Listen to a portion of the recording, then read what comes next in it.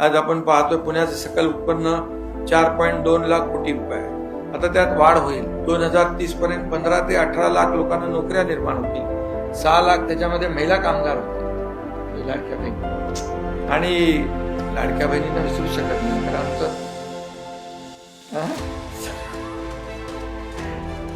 लाडक्या बहिणींनी सगळ्यांच्या विरोधकांनी मनसुबे साफ करून टाकले. त्यामुळे जे काय आहे ते आहे.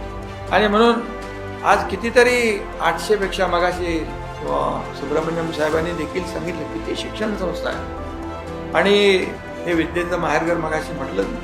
आणि म्हणून पुण्यात माहिती तंत्रज्ञान, AI आहे, इलेक्ट्रिक व्हेकल्स आहे, त्याचबरोबर क्लीनटेक आहे, सेमीकंडक्टर डिझाईन उपलब्ध आहे आणि इथे MIDC आहे. तो मगाशी म्हटलं आपने कहा बराबर है कि सोचते कुछ और करते कुछ, जाते सब लोग पुणे में, देखते दूसरी जगह और पहुंच जाते पुणे में.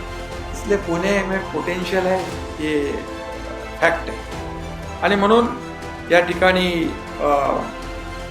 पुण्यामध्ये भारताचं स्किल सर्व्हिसेस पुरवणारं स्किलिंग एक्सपोर्ट शहर ठरेल.